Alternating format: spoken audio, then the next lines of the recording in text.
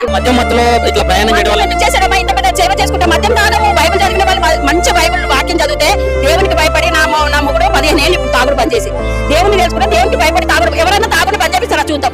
ఎవరు బంద్ చెప్పలేరు నాన్న. తాగుడు కానీ వ్యభిచారం కానీ ఎవరు బంద్ చెప్పి దేవుని దగ్గరకు వస్తే ఆ మనిషి కంపల్సరీ మారుతారు నాన్న.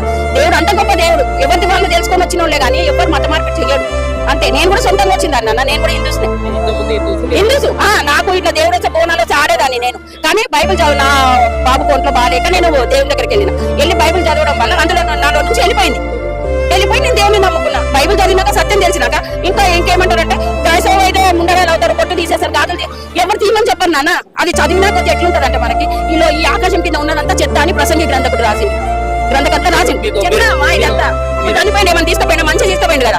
ఏమి రాదు మన ఎంబడి, బంగారం రాదు, ఏది రాదు. కానీ మా అంతకు మేమే చేయాలి. కానీ ఎవరు మత మార్పిడి చేయరు నాన్న. ఎవరు చేయరు. ఎవరు నువ్వు చెప్తే నువ్వు వచ్చేసావు, నేను చెప్తే నేను వస్తానా.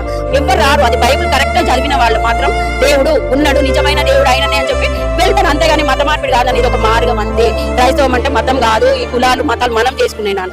ఎవరు ఒక పుట్ట మతం కులం అనుకుంటే కూడు లేక చెప్పినట్లు బైబిల్ చదివిన తర్వాత మీ ఇంట్లో అమ్మవారు బయటకు వెళ్ళిపోయారు.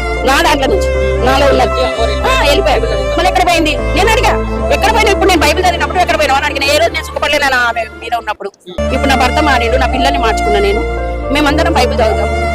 మేము ఎవరిని ఏమన్నానా మా బాధ దేవుడికే చెప్పుకుంటాం. దేవుడి యుద్ధం ఇవ్వాలి. ఎవరిని చెప్పినా మొత్తం క్రైస్తవులు కూడా చావడానికి సిద్ధమవుతాం. నా బైబిల్ కరెక్ట్ బైబిల్ చదివి దేవుళ్ళు ఉన్న వాళ్ళు కరెక్ట్ చావడానికి కూడా సిద్ధమవుతాం.